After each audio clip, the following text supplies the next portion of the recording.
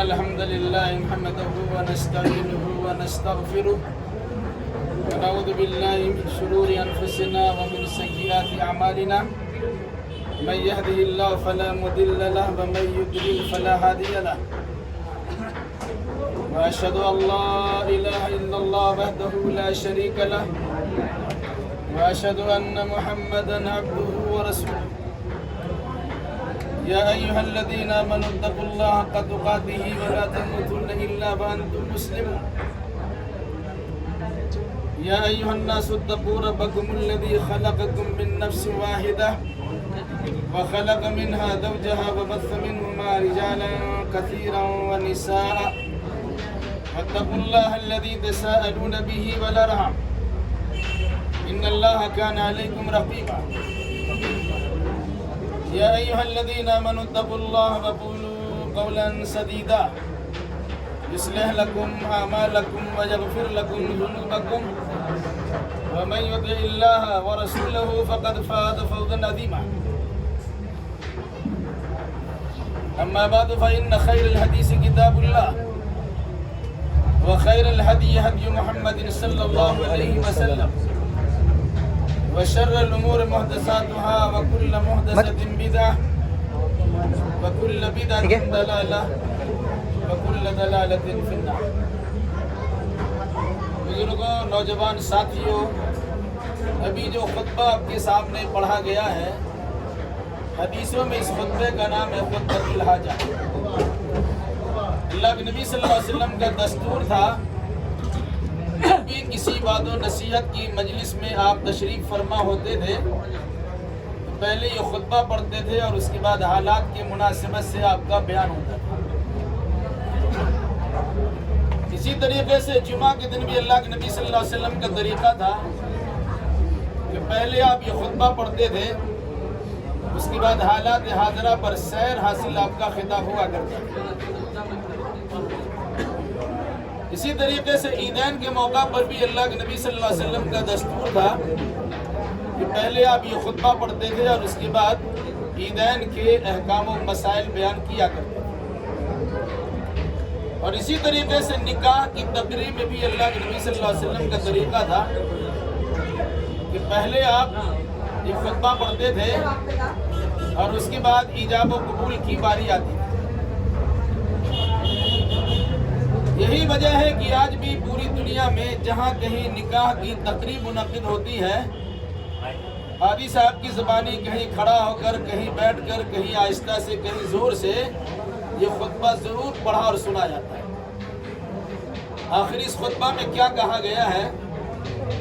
میں مناسب سمجھتا ہوں کہ بالکل ہی اختصار کے ساتھ اس خطبے کا مفہوم آپ کے سامنے رکھ دیا جائے تاکہ یہ سمجھنے میں آسانی ہو کہ اللہ کے نبی صلی اللہ علیہ وسلم نے دین کی بنیادی باتوں سے کسی بھی مجلس کو محروم نہیں رکھا. یقیناً جو انسان اس خطبہ کے مطابق زندگی گزار لے، ایسے انسان کی زندگی کی کامیابی کی ضمانت دی جا سکتی ہے. اس خطبہ میں سب سے پہلے اللہ کی تعریف کی گئی ہے، اس بات پر کہ اللہ نے بے شمار نعمتوں سے نوازا ہے اور بہت ساری خوشیاں ہمیں عطا کی ہیں. انہی میں سے خوشی کا موقع نکاح کا بھی موقع ہے. اس پر اللہ تبارک و تعالیٰ کی تعریف بھی اور اللہ تبارک و تعالیٰ کا شکریہ. پھر اللہ تبارک و تعالیٰ سے مدد مانگی گئی. ابھی تک انفرادی زندگی گزر رہی تھی، اب اجتماعی زندگی کی گاڑی کس طرح رواں دواں ہوگی، اس مناسبت سے اللہ تبارک و تعالیٰ سے مدد طلب کی جاتی ہے کہ الہی ہماری زندگی کو، ازدواجی زندگی کو خوشگوار بنا. اسی طریقے سے اس خطبہ میں اللہ تبارک و تعالیٰ نے اپنے رسول کے ذریعے سے یہ تعلیم دلائی ہے کہ اپنی گناہوں پر اللہ تبارک و تعالیٰ سے معافی کے طلبگار ہوا ہے. پھر اس کے بعد اس حقیقت کو واضح کیا گیا ہے کہ اللہ تبارک و تعالیٰ جسے ہدایت دینا چاہے گا اسے کوئی گمراہ نہیں کر سکتا. اور اگر کسی بدنصیب انسان کے لیے ہدایت کا دروازہ بند کر دیا گیا ہو تو دنیا کے سارے مبلغین مصلحین مل کر بھی ان کی اصلاح نہیں کر سکتے، انہیں راہ راست پر لا نہیں سکتے. پھر اس کے بعد اس کلمے کا اظہار ہے کہ جس کے اقرار کرنے کے نتیجے میں ایک غیر مسلم بھی مسلمان بن جاتا ہے۔ وہ کلمہ ہے اشہد اللہ الہ الا اللہ وحدہ لا شریک لہ واشہد ان محمدا عبدہ ورسولہ۔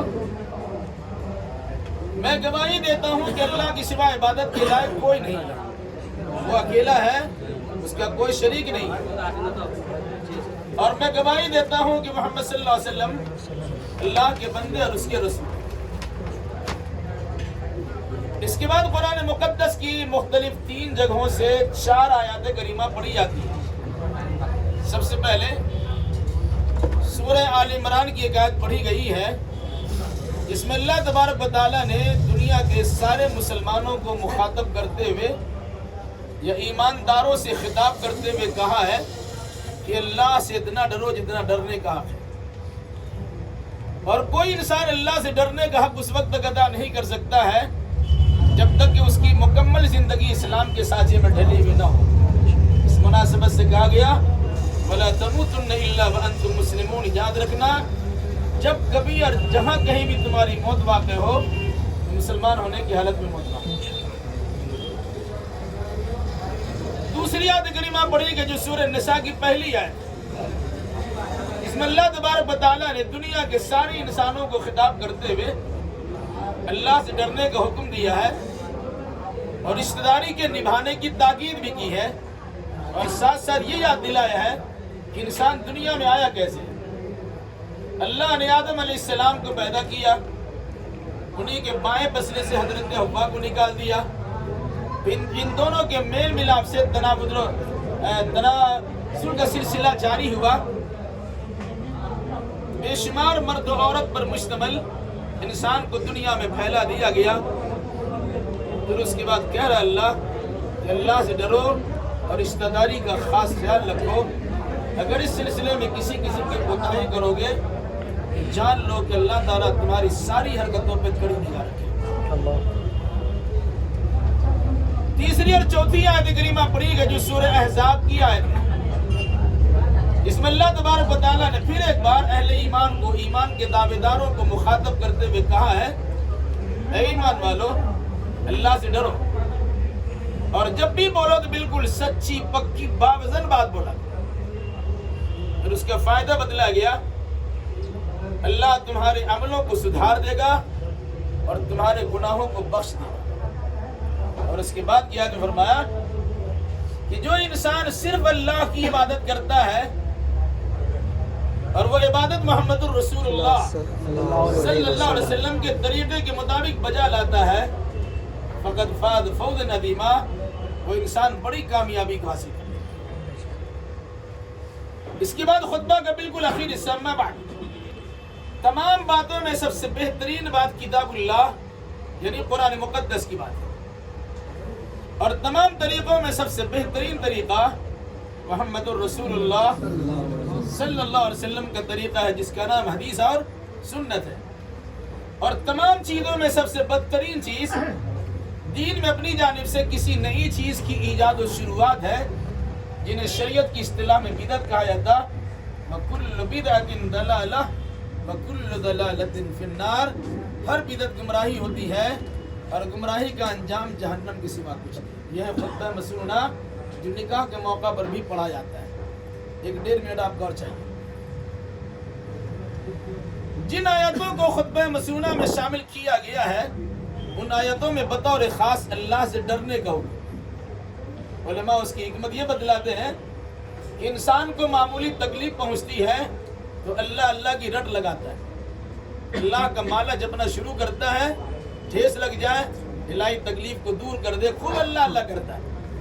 لیکن جب انسان کو خوشی حاصل ہوتی ہے تو بھولے نہیں سماتا۔ شادی بیاہ کی تقریب بھی خوشی کی تقریب ہے۔ اس موقع پر یہ یاد دلایا گیا کہ شادی ہو یا غمی اللہ سے ڈر کر اسے انجام دینے کی کوشش کرنا، کہ ایسا نہ ہو کہ اپنی خوشی کی خاطر شریعت اسلامیہ کی دھجیاں اڑا کے رکھ دو، یہ کسی بھی صورت میں مناسب نہیں ہے، بلکہ اللہ تبارک و تعالیٰ سے ڈر کے زندگی گزارنے کی کوشش کرنا۔ انفرادی زندگی تمہاری جیسی گزری اب اجتماعی زندگی کی شروعات کرنے جا رہے ہو، تو اللہ سے ڈر کی زندگی گزارے۔ اسی خطبہ کی یاد میں جہاں انسان کی نئی زندگی کی شروعات ہو رہی ہے وہاں انسان کو موت یاد دلایا گیا۔ مقصد یہ ہے کہ انسان موت کو سامنے رکھے کہ مرنا ضرور ہے اور اللہ کی بارگاہ میں پہنچنا بھی ضرور ہے۔ اسی خطبہ کی یاد بھی یہ تعلیم بھی دی گئی کہ جب بھی بولو تو بالکل سچی پکی بات بولا کرو۔ آپ سنتے ہیں دلہا سے پوچھا جاتا ہے کہ فلاں بچی کا نکاح فلاں کی وکالت و ولایت میں اور فلاں فلاں کی گواہی میں اتنا مہر کے بعد آپ سے کیا گیا، آپ نے قبول کیا؟ دلہا کہتا ہے میں نے قبول کیا۔ قرآن کہتا ہے کیا کہہ رہے ہو، ذرا سوچ سمجھ کے جب تم کہو گے میں نے قبول کیا اس کا مطلب کچھ اور ہوتا ہے۔ مطلب ہوتا ہے جو کھاؤ گے وہی کھلانا ہوگا، جو پہنتے ہو اپنی اسٹینڈرڈ کے مطابق اس کو وہی پہنانا ہوگا، جہاں رہتے ہو اپنی سہولت کے مطابق وہی رکھنا پڑے گا، اس لڑکی کے دکھ درد میں تم کو شامل ہونا پڑے گا، اس کی خوشی کا بھی تمہیں خیال کرنا پڑے گا، وہ اس کی پوری ذمہ داری نبھانے کے لیے تیار ہو۔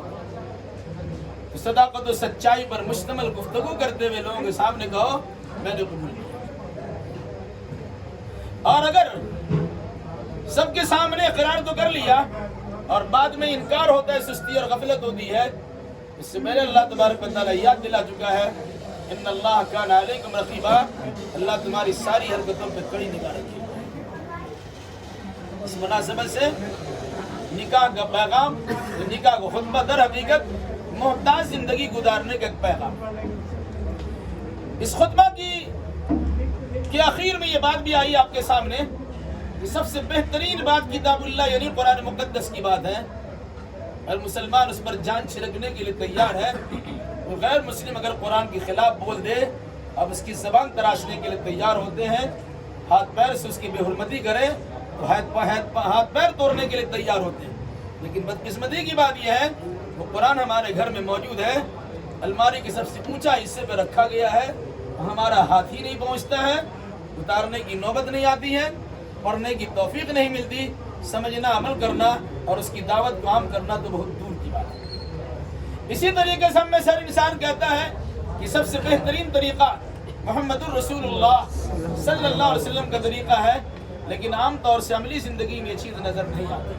اللہ کے نبی صلی اللہ علیہ وسلم نے شادی بڑی سادگی کے ساتھ کی اور کرائی ہے، جس میں کچھ لوازمات نہیں ہے، بڑے آسانی کے ساتھ شادی کر لی جاتی تھی، لیکن ہم نے طریقے رسول اللہ کو بالائے طاق رکھ دیا اور مختلف قسم کی طاق جھام کے ذریعے سے نکاحوں کو اور شادی بیاہ کو مہنگا سے مہنگا بنا دیا۔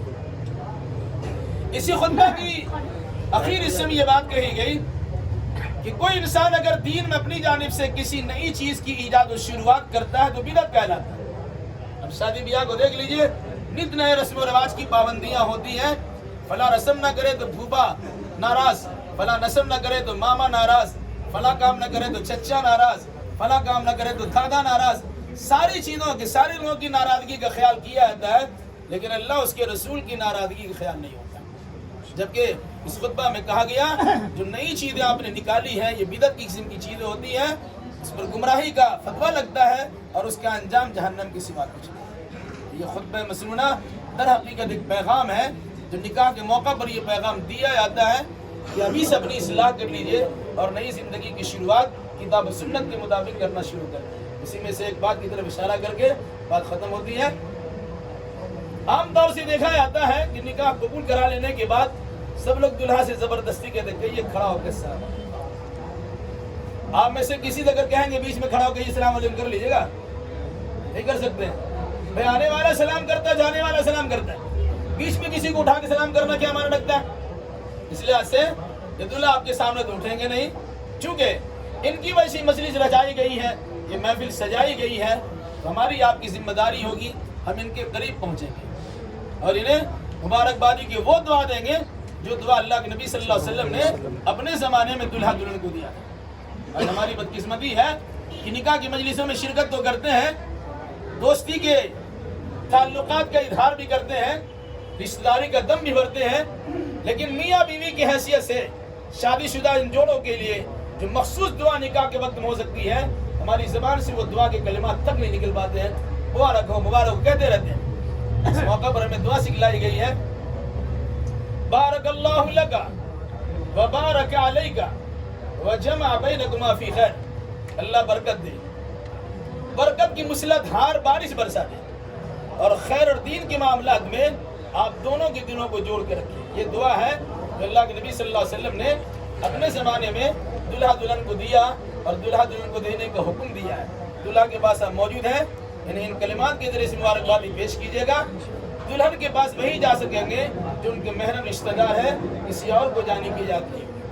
اس اللہ تعالیٰ سے دعا کیجیے الہی جو نکاح بھی پڑھایا جا رہا ہے تو اپنے فضل و کرم سے مسعود و میمون بنا دے، بابرکت بنا دے، ان دونوں کے دلوں میں الفت و محبت پیدا کر دے، دونوں خاندان کے اندر الفت و محبت کی جو جگہ دے، ان دونوں کو اور ہم سبوں کو زندگی کے تمام تر شعبہ جات میں کتاب اللہ اور سنت رسول اللہ کے مطابق عمل کرنے کی توفیق نصیب فرما۔ اقول قولی ھذا واستغفر اللہ لی ولکم ولسائر المسلمین وآخر دعوانا ان الحمد للہ رب العالمین۔ اللہ اکبر کبیرہ، کہاں ہے گواہ لوگ دے رہے ہیں؟ ایک یہاں ہے اور بچی کا نام کیا ہے؟ حبیبہ، الفتن حبیبہ، اچھا سیف علی حاجی نصف امان کون ہے؟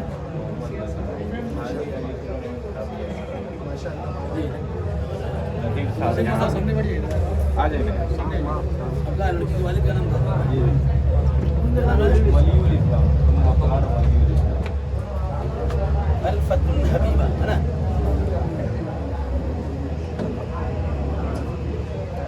عزیزہ الفتن حبیبہ بنت خندکار ولی الاسلام،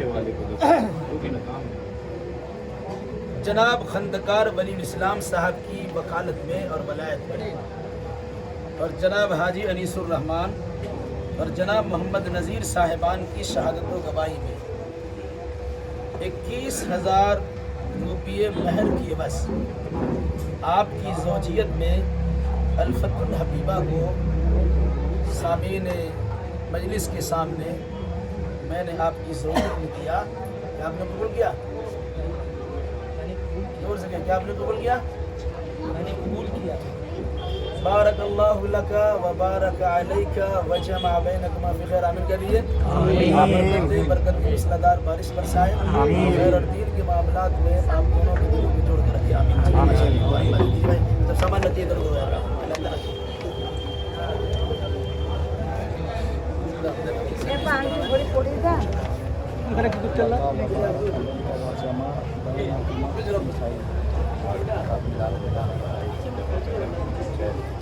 بھائی جو سامنے جو ہو گیا اڑ جائیے ذرا، آدمی کو آنے دیے۔